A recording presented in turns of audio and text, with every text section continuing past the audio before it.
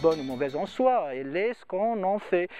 On peut, en tout cas les Africains peuvent en faire une opportunité si ils engagent les réformes nécessaires pour pouvoir promouvoir la liberté d'entreprendre. On va dire instaurer, consolider l'état de droit pour promouvoir une concurrence libre qui va permettre donc d'améliorer la compétitivité des entreprises africaines et donc de s'intégrer dans ce processus mondial donc, de production et des échanges. Et donc s'il n'y a pas ces réformes structurelles, institutionnelles, bien sûr, donc la mondialisation deviendra une menace et donc on va dire la balle est dans le camp donc des dirigeants africains mais aussi des entrepreneurs africains, de la société civile. Tous les Africains sont responsables pour faire enfin de la mondialisation une opportunité.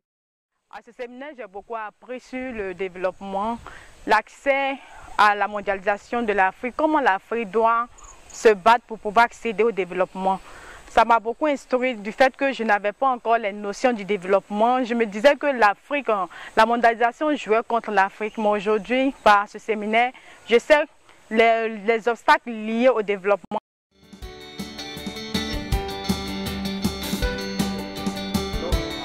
Par les différents termes développés lors de ce séminaire qui a été très enrichissant pour nous, chacun des participants a pu se rendre compte que l'heure n'est plus au constat, mais plutôt à l'action.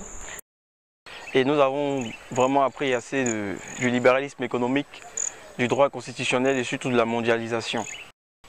Afrique, berceau de l'humanité. Et pourtant, l'Afrique est encore à la traîne. Le développement de nos jours est lié à la liberté. Et c'est le thème abordé lors de ce séminaire. C'était un séminaire très important, un échange de cultures qui m'a permis de côtoyer justement différentes cultures, différentes personnes, des Burkinabés, des Nigérians. Et toutes ces personnes, nous sommes arrivés à une conclusion. La liberté est l'élément, est le creuset même pour arriver à tout développement.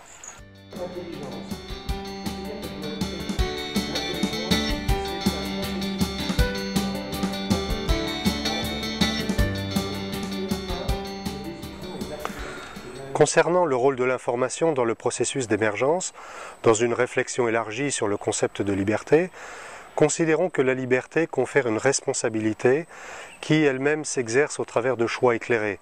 Éclairés par rapport à la réalité d'un marché, la réalité d'une opportunité, d'un partenariat. Cet éclairage se fait à partir de la matière première, de la ressource qu'est l'information. L'information elle-même est le point de départ d'une démarche d'intelligence économique et stratégique qui vise à éclairer, qui vise à alimenter un processus de décision permettant de connaître, de comprendre et d'agir sur un environnement. Et c'est là que la pensée et l'action sont réunies dans un mouvement itératif qui s'enrichit mutuellement et qui qui nous ramène au concept de liberté. Cela nous a permis vraiment de participer à des échanges vraiment fructueux pour le devenir d'une Afrique beaucoup plus libre. Cette liberté même qui doit nous conduire sans plus tarder au développement. Parce que sans liberté, nous ne pouvons pas justement aller sur le développement. Mais comment avoir cette liberté? C'est par l'éclosion d'idées, c'est par les échanges, c'est par les débats.